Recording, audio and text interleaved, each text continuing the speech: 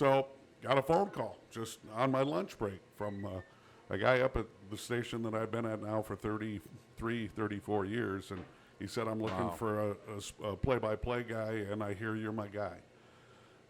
I am your guy, as a matter of fact. You don't know how much I am your guy. We're talking about boots and backstraps. Ladies and gentlemen, welcome to another episode of Boots and Backstraps. I'm your host, Shane Michael, and I'm joined, as always, in studio by both of my very talented and handsome co-hosts, Tomcat and Kid George. How we doing, boys? We're doing good. Come on now. Come on now. Oh, that's what I was going to say. I forgot. You can't steal his thunder. I know. I just want to say it after he says it every time. That's going to be his epitaph when he dies 100 years from now. I'm just 100 going years from now, to hopefully. Here lies Tomcat. Come on now. I want to be around 100 years from now. Not the way this thing's rolling. I have high hopes for this fall. Yeah. I have high hopes. Well, we're going to have a lot of fun this fall for sure. Antelope hunting, elk hunting, pheasant hunting, and all the other hunting that we do, deer hunting. Oh, I was referring to the midterms, but this is not a political show, right? Oh, man. Well, it's been a little while since we got in the hot seat because we had Deer and Yeah. Turkey Classic, right? Yeah, we did. We had the Deer and Turkey Classic, and that went well. We have a lot of neat episodes. Some of you may have seen some of the episodes. Melissa Bachman has been released. Yep. And the Pat turkey guy, Nicole, Jeff Frederick. Jeff Frederick, and Pat Nicole. So we've got one coming up yet with Lee and Tiffany. Nikki and Chris. There's one out too. Yep. So we got more coming. Yep. A lot of fun. That was a good show. Well, before we roll too much further into this, folks, if you're watching right now, which you are, or you're listening, make sure you like, share, and subscribe. All that kind of stuff helps us to beat the social media overlord algorithms. So hit the like button, hit the subscribe so that you're seeing all of our content on the different platforms. And, of course, you can find us on Linktree. Linktree is where you'll find all the different options for listening or watching. Or maybe if you're somebody that we threw out of one of the bars where we used to do the Rowdy Cowboy show. Right. We'd like to hear your comments, too. Right. As we always say, like questions, comments, and snide remarks. Yeah. We get a few of those, that's for sure. Yeah, we do. Well, Shane, I'm pretty excited today. We got an old pal of mine on here, and I would imagine every one of our listeners or viewers knows this guy. But we won't introduce him just yet, or are we going to introduce him just yet? Well, I think we'll hit the whiskey first. All right, let's do the whiskey, and then we'll introduce our special guest. Let this build up. Let the audience get excited about this. Because if you live in this region, you definitely know this guy. Yeah, a little teaser. So today we have a 1792. I've got a few of these in the collection, and 1792 is it's a pretty easy drinker. Yep. So this one's just under 100 proof at 98.6. This is their single barrel and their single barrel select. So for those that have, It looks like it's in good shape for being that old. That's good. Yeah, no doubt. Yeah. Actually, I think it's non-age stated, but I think this is somewhere between 6 and 8 years. They just made up the name? So that's the That's name. disappointing. That's the name of the brand, That's 1792. disappointing. I thought it was going to be old. So this is a Kentucky product, and it's made by Barton. Barton is one of the largest. They're one of the largest distillers in Kentucky, and it's in Bardstown, Kentucky. It's actually the oldest distillery in Bardstown, so that's pretty cool. So the single barrel, for those folks, just as a reminder, again, just means it's been aged in one barrel. It wasn't transferred between barrels as they do some mixing and blends. You hear blends in the whiskey world or in the wine world. No blend here. This is one barrel. And then, of course, the single barrel select, you see the decal. There's a sticker on there. And that's because this was a very specific barrel picked by this particular store. And it's St. Cloud Liquor. So I have a good friend of mine lives in the St. Cloud area. And he came across this, and, of course, he messaged me right away and said, do you want one? And I was like, are you stupid? And so he picked it up and delivered it to me. And as you can see, I did get into it a little bit already, but I thought for sure I should Is that bring just this up. morning? Some last night and then a little for breakfast. You know, it's like bacon, eggs, pancakes, and bourbon. That makes sense to me. Got to have those things. So I'll let you boys start with the pour there. Kid? All right. Tom, while we're doing that, why don't you intro our guest? I will. Ladies and gentlemen, from Bob 106, please welcome Neil Freeman. Yeah. Smattering of applause. I do appreciate that very much. So. I was trying to clap out of sync with them. That's the big applause there. That's good. Thank you guys for having me. Yep, you're welcome. Man. This is awesome. It's so great to have you here. As we explained earlier, we've had Neil on our wish list for guests ever since we started the podcast. Yeah, before we even had a podcast. He was like one of the first people that I thought of, and We just haven't had the opportunity to get him. And I kind of felt like Neil is one of the busiest guys I've ever met. I mean, I've been to the station. I've actually done a few things with Neil at the station. We were entertaining the thought of doing the Rowdy Cowboy show there at one time. Right. But I see how busy he is. I mean, I got to know Neil at the Wee Fest. Yeah, that was the first time we met. They were a big sponsor at the Wee Fest, and Neil was instrumental in, if I remember right, Neil, you came out 2 or 3 times a night and introduced the karaoke singers. Yes, there was the multi-state Wee Fest karaoke contest that, it was a big deal. I mean, each state had a winner, and then it boiled down to 3, and there was like $1,000 cash and VIP seats to Wee Fest for the weekend, and then they got to sing on stage right before the headliner. Right. The third place winner on Thursday, and then on second place on Friday, and then the champion sang on Saturday night. You opened up for Keith Urban. That's a pretty good gig. You have a good memory, and I remember they would have the finals of all those singers from all the Midwestern states. It was Iowa, South Dakota, North Dakota. They did something in Montana, too, Wisconsin. Yep. And they all got together at the Hinckley Grand Casino. Right. And then we had the finals there, and lots of prizes. And just for your information, and I guess for our viewers, that's happening again now. Oh, it is. It's back. Sherry is back in the saddle. Awesome. And she's Still looking 25. That's amazing. And she's going around the karaoke thing. As I'm sure you know, Neil, the Wee Fest is back in Minnesota hands. Yep. Matt Methune has it now, and we had Matt on as a guest. Nice. And Shane and I actually co-hosted the Wee Fest last year, and with Kelly Pickler. And all the Minnesota people are back. Not the original, not all of us original people are back, but the sponsorship is back. Minnesota employees, and no more price gouging, no more this. I mean, the Town Square media just had an agenda. When we sold it to them, Neil, we sold it to them. We had 5 days of better than 60,000 people. When they sold it back to Matt Methune, they had less than 15,000 for 3 days. So they knew what they were doing, and I guess I should probably just leave it there. Be done with that. Yeah. Yeah, I think the first year I was up there, Tom, and met you was either 2002 or 3. Okay, might have been 3. And then it came up for quite a few years in a row, and it was always a lot of fun. Stayed in that little house, somebody's little house right up the street. Oh, you're in Bev's house, I think. Oh no, you're in. It had no air conditioning. Lynn, you'll have to help me. Rick Lynch. Yeah, he owned the Hotel Shoreham. And Lynn and I used to stay in that little house for years. And it's just full of antiques, and it's beautiful. And it was nice, up no air conditioning. And they had a dog that barked incessantly. In the house? Well, no, right outside. I think it was right outside my window. And there was a the large big master house. And then So you're sweating your ass off. Right. And then you get a barking dog. Right, no sleep, although too hot, and a barking dog. Free doesn't sound so good in that situation. Well, that house, if you open the windows right and you got any sort of breeze, it's up on a cliff overlooking Lake Sally. Yeah, and that helped. You can open a door and get the wind come through. It's kind of a neat setting, was. Unless it's too hot.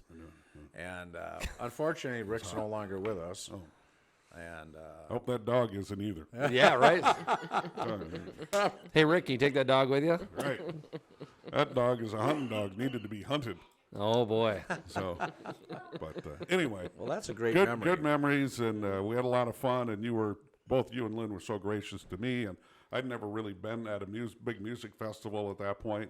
And John Anderson was playing the very first afternoon, and he's about to do swinging, and everybody's supposed to go out on stage and swing with him. And I'm going, no, I don't think so. I'm not quite ready to do that yet. I hadn't had any of your bourbon yet, so I'm not dancing sober. I'm telling you that. So, but so many great memories. No offense to John Hines and Musk, but you were one of the few professional disc jockeys that we had on that stage. Well, I don't know about that. There was a lot of good people there, and you certainly were a gracious host, so that was fun. That was a lot of fun.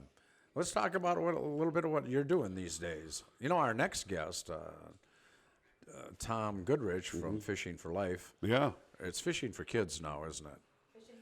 Fishing for life. Yeah, okay. Fishing for kids is I is got a that part backwards, of it. yeah. Yeah, he was Anyway. just in studio with us last Right. week for a big share-a-thon. So I hope So, your can you paths. Go ahead. Yeah, can you talk about that? Because I'd love to hear about the share-a-thon. You know, I was in Arizona, so I wasn't there. I was there for the pre-planning, and it's something we've done now in multiple years. Can you tell us what you think happened then?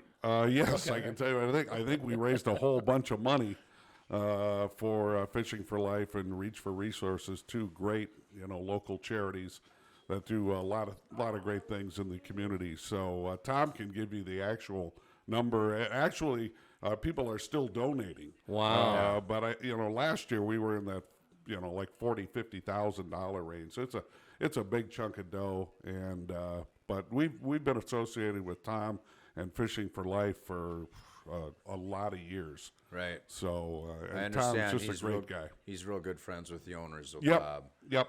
And what a great, I went to their banquet just a couple weeks ago. And there Always a were fun event, yep. Literally, I don't know, there had to be 3,000 people there. Wow. I mean, 2 for sure. Okay. It was a big banquet room, and I was kind of blown away. I mean, I knew it was a legit, well-run organization. I'd known Tom long before he even started that organization, but I was pretty impressed with the testimonies and the people that were there and the money they were generating. And our podcast, Boots and Backstraps, was basically about hunting and country music entertainers. But since we welcomed Kid George into the mix, That's how he we thought- expresses love. And you know this. You've known him forever. Right. A little slap and a hair pull. Nothing says I love you more. If he doesn't hit you, you should be nervous. You shouldn't be talking He doesn't about like my you very sex much. life on a slap and a hair pull. Jeez. So ever That's since why Kid, that now happened. Kid's a fisherman, and he would be the first to say that he's not a professional fisherman. What's the but correct vernacular? Fisherman, fisher person, I'm just a fisher. fisher? Oh yeah. In transition. Well, I think you can say fishermen because it's hope either so. a man or a woman. I mean, I would think fishermen. on this show we certainly could. Yes. Yep. Yeah, we don't really have much for rules on this show. So Okay. So anyway, Tom's going to be our first fishing person that we've invited onto the show. And, Okay. he's got a lot to say, and he's got a neat organization. And he just texted me a picture of like 13 or 14 kids that we'll probably pull up on screen later that he took turkey hunting. He had all these mentors with, and they shot a dozen gobblers. And I'm like, wow, that is really cool. So he just doesn't do fishing. It's all Well, we'll about- save all that for when he's sitting here. And Yeah, since it's we've all got about- Neil here, Yeah, good idea. It's all right. He's more sorry. interesting than I am. It's kind of interchangeable, so forgive me, and I'll zip that up. we right just kind now of and- gently steer him back Yeah. into the lane. Hit him back. Yes, this is all about Neil Freeman, and So Neil Freeman, how did you get into your interest as an MC, or I would say radio? pre-radio? Like, how did you get into voice? Yeah, I was. My first introduction was really I got into to do play-by-play. That Oh. was my love. Growing up, I was that kid with the transistor under my pillow at 5 years old, listening to the Twins, and then later come the North Stars and the Gophers. I was listening to all the games. I was always very intrigued by Herb Carneal and Ray Christensen and Herb Carneal and doesn't get better, right? Ray Scott and was all just these gonna say old Ray Scott. all these old voices. I got to meet most of them too along the way, and so yeah, I really when I was a freshman in college, no, I was a sophomore in college. My roommate, who I'd known from my freshman year, we had been friends. And my mom and his mom were actually roommates in college, so we'd known each other all our lives. And he was in the sports information director's office at Bethel, and there was a little AM station in St. Paul that approached Bethel and said they wanted to do, it was either 6 or 8 college basketball and college hockey. Bethel was in the MIAC, pretty good league. Yeah. For Division III, and they said we want to carry these games and feature Bethel against whoever, St. John, St. Thomas, Augsburg, whatever. Yeah. He said, so, but, do you have a play-by-play and a color guy? And Paul said, oh, yeah, we do. And he calls me. He goes, hey, I got us a play-by-play gig. we'd never done it, but we were both, sports, junkies and same kind of love for play-by-play. So they gave us a bunch of equipment that we didn't know how to set up, but we just kind of figured it out. And we muddled our way through the first couple of games, and we were just having a blast. And we did them all. And then at the end, they said, hey, that was a lot of fun. We covered the state boys basketball tournament for our station. Wow. Sure. So we did the state boys basketball tournament. This would have been 1979, 78 or 79. Randy Brewer was out of Lake City, 7-footer that played for the Gophers and in the NBA. He was a senior in high school that year. And anyway, so yeah, that was my first introduction into radio. And one thing led to another. I was into retail. I got a job offer for a father-son owned discount store to be a buyer in a sporting goods thing, and it was out of state, and I moved anyway. I was still very young. I was 20 years old, and did the retail thing for 5 or 6 years, and just kind of got burned out of it. And I'm just, you have one of those moments, you asking God, tell me what this is. I don't like what I'm doing. I'm not going to work for this retail giant. This can't be what you want for me. No, this is not where I'm at. And I thought, maybe I can make a living in radio and doing play-by-play. That was the most fun I'd ever had at any job that I'd ever done. Excuse me, cough button. So anyway. Were you covering all sports for Bethel? Everything? No, just those. We did basketball and hockey, those two. Okay. And then I called my mom and dad, and I asked if I could move back home. I said I want to go back to school, and I wanted to see if I can make a go of it in radio. Yeah. So they were gracious enough to let me come back, and I got a part-time job at a bank as a teller and went to Brown Institute. Okay. And now that's not around anymore, right? Nope. Unfortunately, Brown went away, but there was a 2-year school and a 9-month school. And I went to the 2-year, but after like 9 months, I just said, You're ready. Yeah, and the placement director told me, I can get you a job tomorrow. Right. So I was don't need older. 2 years. I was older. A lot of these other kids that were in my class were just, out of high school. And they probably didn't have the background you did with the play-by-play. No, they hadn't done any of it. And so, he just said, your play-by-play is top 2 or 3 I've heard. So wow. So he got me a job in Roseau. He really loved me. He sent me 10 miles from Canada. And you know what though? A lot of really great hockey up that way. Oh yeah, it is hockey country. big time. I did Roseau and War Road hockey for 2 years. Okay. Saw some of the best high school hockey in the state. They had Mr. Hockey at War Road. The second year was up there, a kid by the name of Larry Olam. And then he went to the U, and he's still top 5 all-time scorers at the U. Wow. And I saw some of the best high school hockey. I covered the state hockey tournament every year for about those 2 years that I was in Roseau, and probably 5 or 6 more years after that. I got to cover the state high school hockey tournament. What a treat. So, so from Roseau, 2 years there, and then I moved to a little station in Anoka, and was still doing play-by-play, doing sales, doing a little bit of on-air stuff. But that station was kind of in trouble. There were some management issues, what have you. And anyway, it was another one of those where, man, I don't know, our paychecks were not coming through. They found out these paychecks weren't worth the paper they were written on. Oh, no. One of those deals.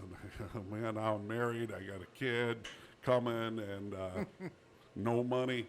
So got a phone call just on my lunch break from a guy up at the station that I've been at now for 34 years. And he said, I'm looking for a play-by-play guy, and I hear you're my guy. I am your guy, as a matter of fact. You don't know how much I am your guy. My car is already packed. Can you believe Right. it? It's amazing. Yeah. So I went up the next day and interviewed, and they hired me, and now I've been with that station through 3 owners. I walked in there June 26, 1989. Wow. And still there to this day. So it's been a good run. Neil, if I can back up, where did your parents live? We were in, I went to Hopkins, at Okay. the time, Hopkins Lindbergh. There were 2 high schools. Yep. We were right on the border of Hopkins and Minnetonka. Across the street went to Minnetonka High School. I went to Hopkins on our side. Okay, where were you when you, where were you particularly when you went back home to your parents? They were still out there. They were still in the same house. And so I moved back. But where were you?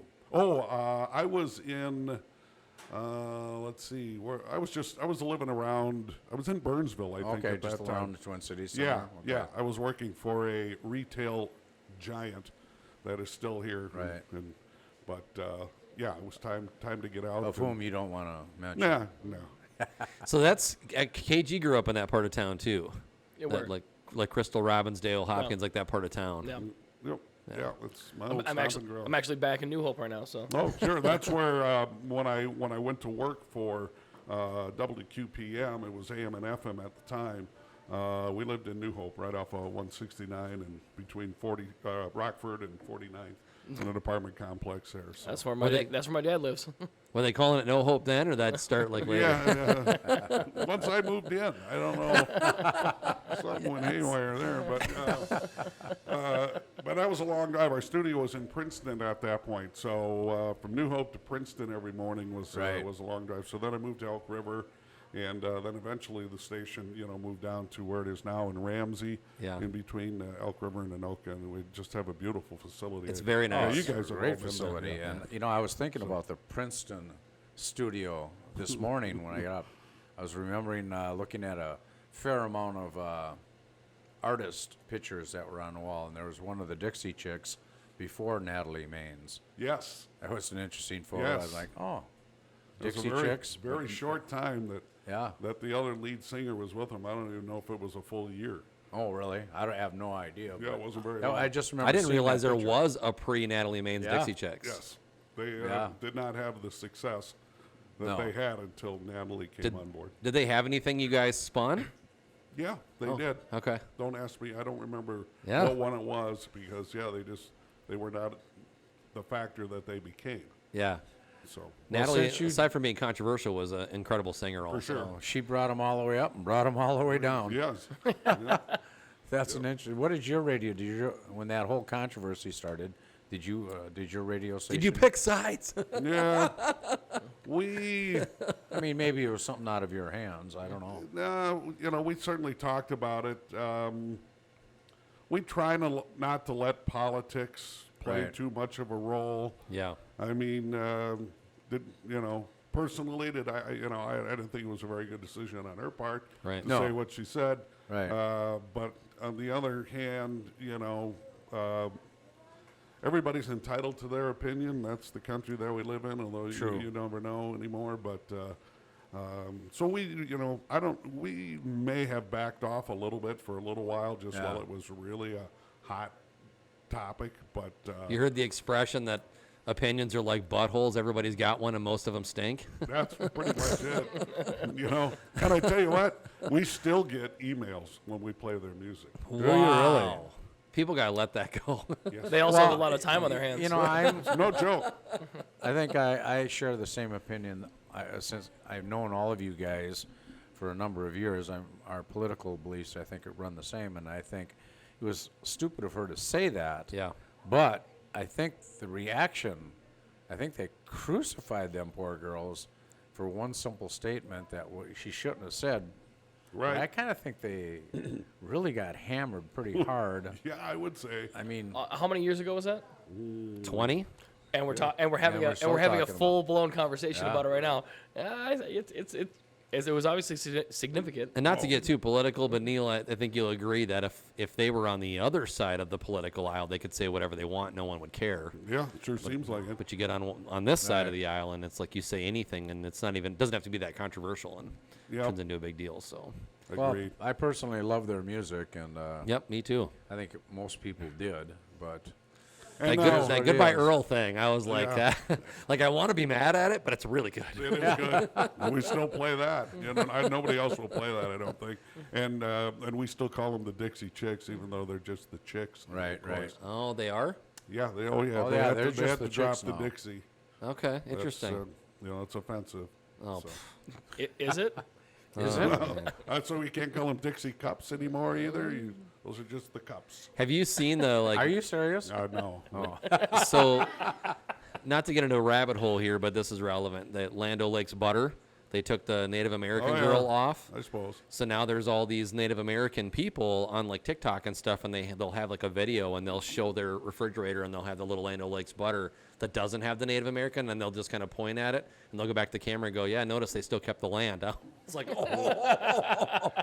wow. Oh man. Yeah.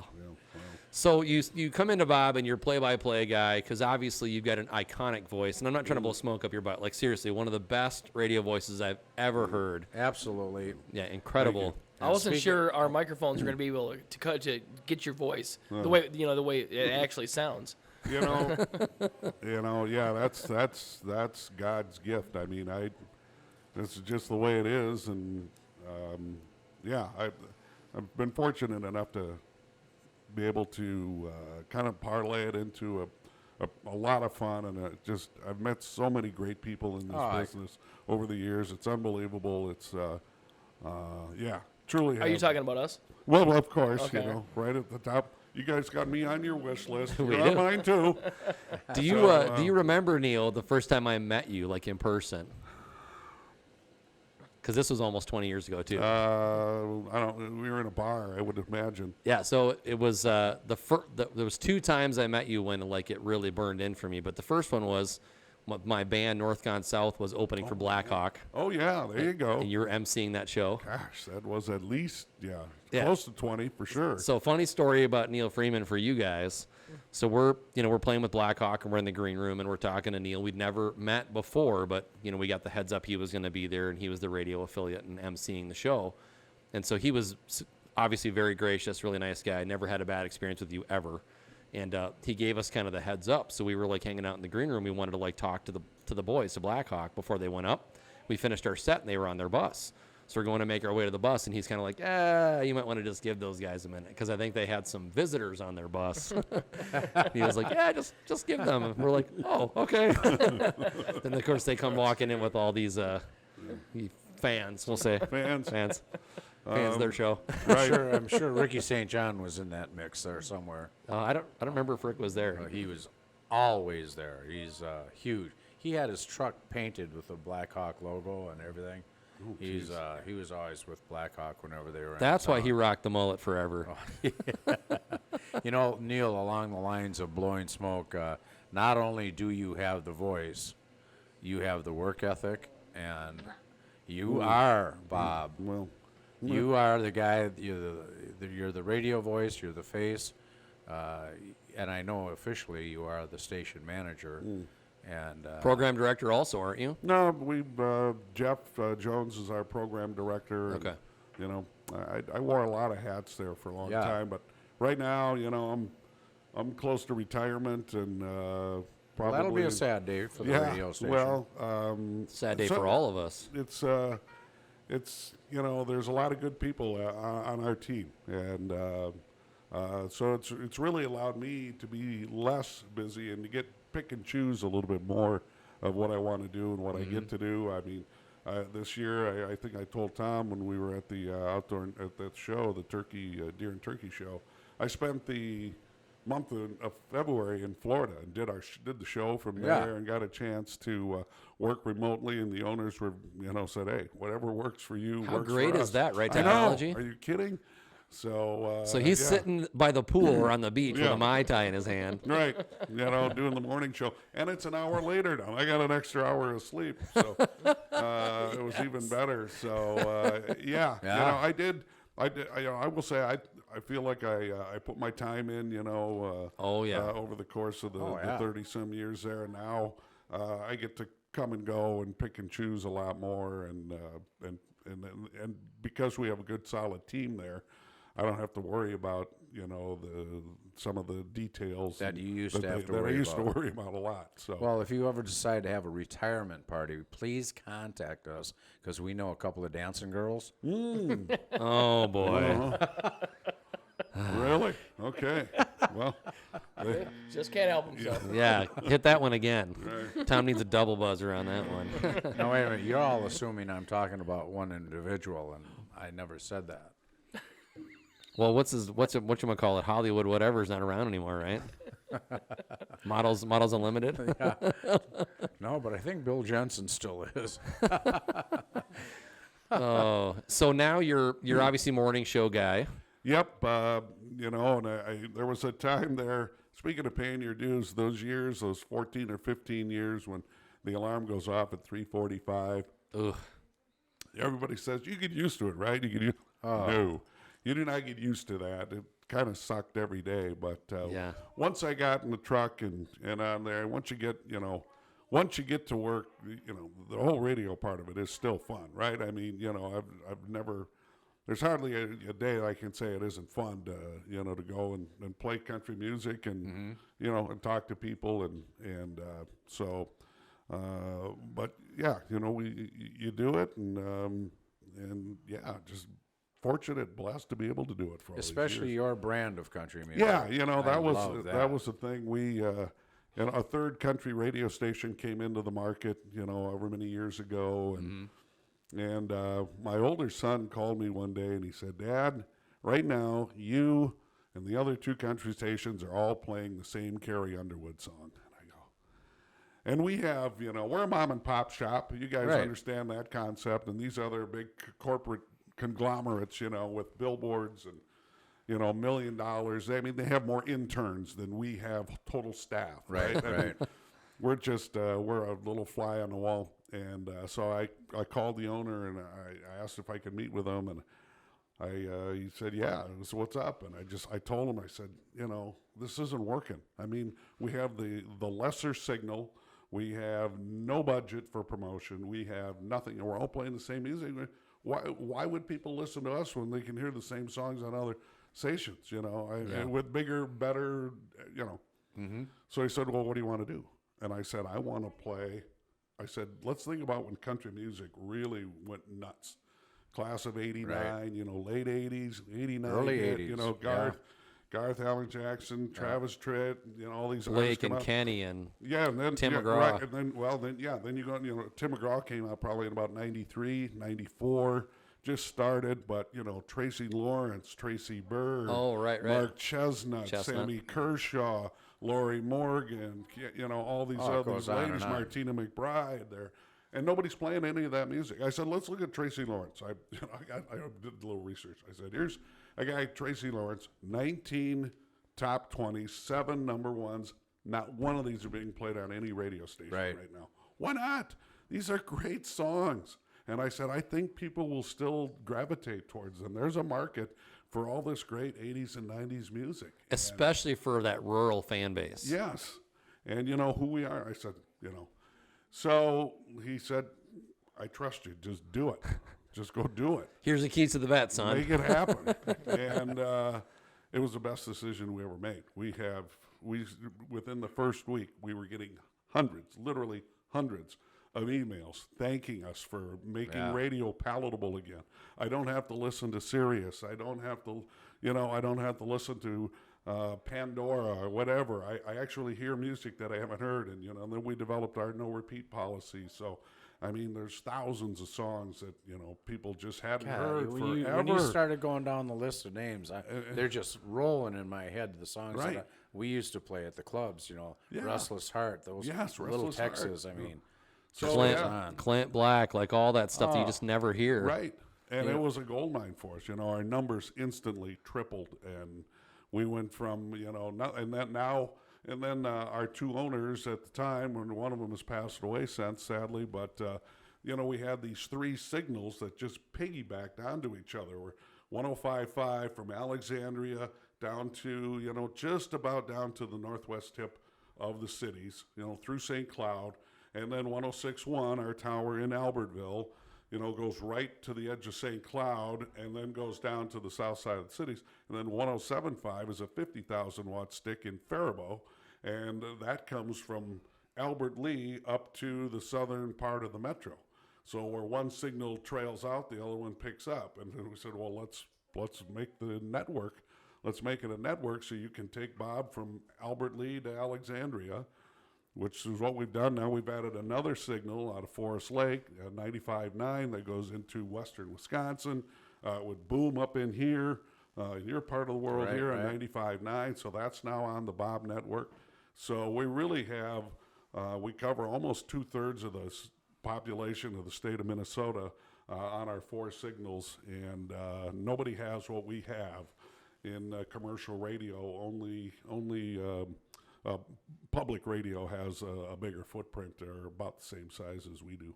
Right. That's fantastic. Yeah. So Yeah, and Hey, playing Neil. music that nobody has. What? Neil, who's the little guy next to you? That's my grandson Easton. Did I I, can just feel stand like up, he buddy. needs a little cameo. Yeah, you can stand up. Did I you stand up? Did I miss something, or what do you need? He just wanted to know where you were at, man. Oh, right here, buddy. Pretty soon. So what I wanted. We're going to a movie this afternoon. Oh, fun. Okay, we're gonna go see. What's the name of the movie we're gonna go see? Sonic the Hedgehog 2. Okay. All right. How about that? I brought my kids to that, and they liked it a lot. It was Did good. they? It was Good. good. I sat through the whole thing. I was into it. All right, Jim Carrey. I hear his voice is in it, or he's Yeah, in it. or he's in something. it, yep. Okay.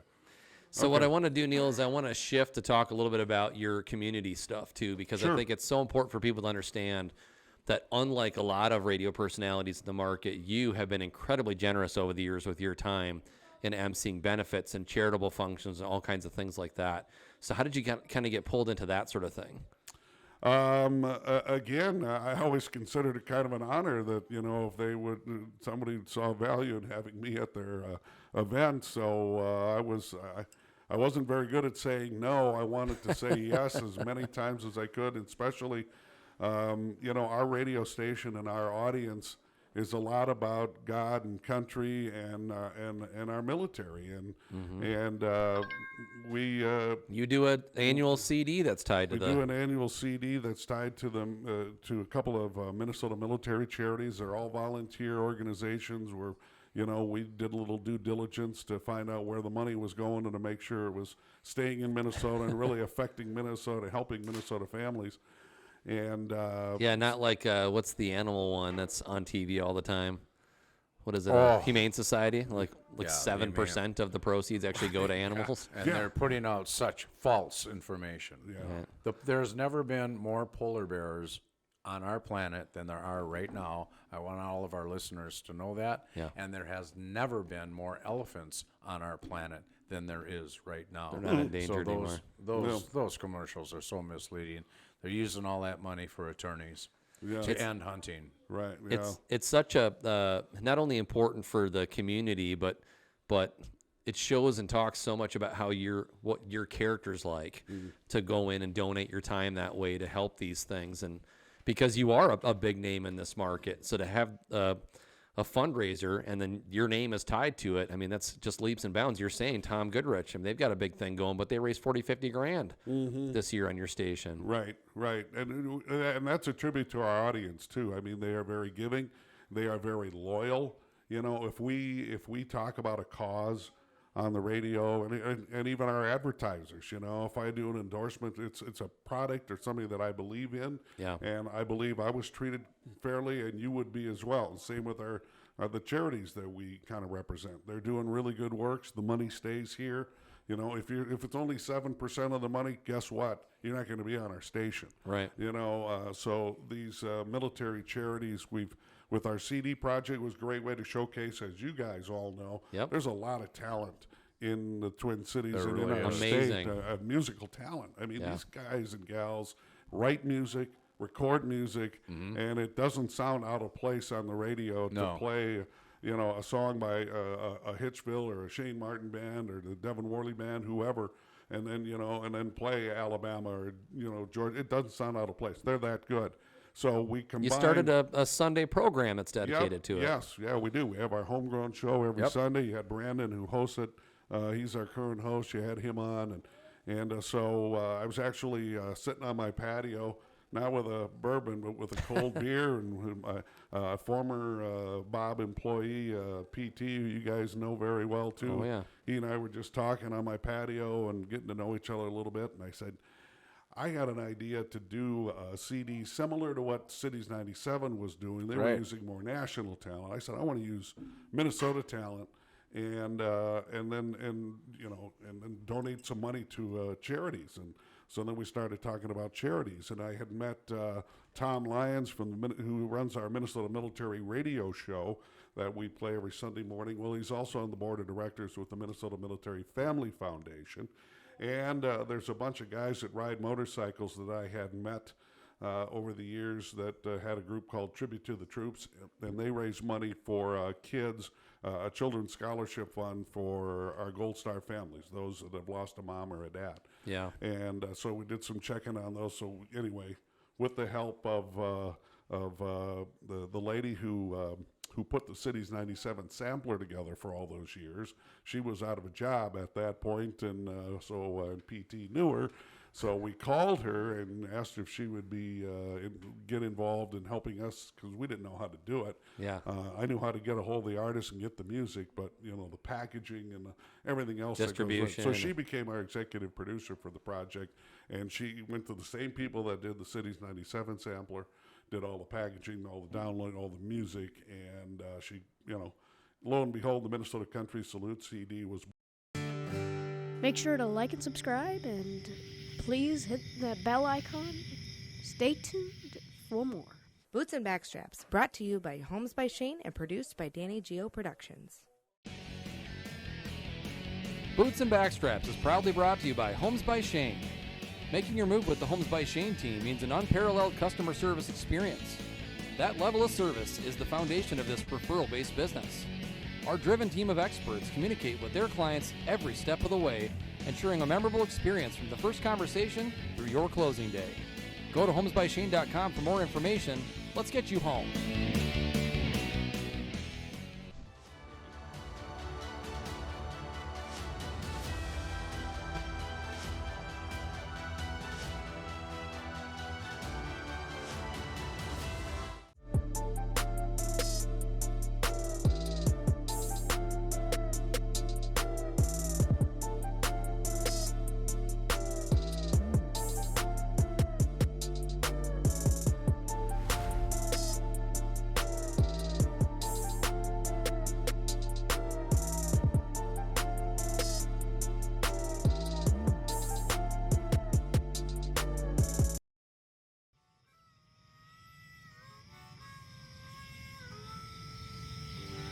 Come on now. The hunt is on, looking for backstraps, way deep in the woods, tracking in a swamp to a hay field under the harvest moon. When the tags are filled, it's time to switch up our boots. Head down to the honky tonk, get us a swing dance or two. We're talking about boots and backstraps.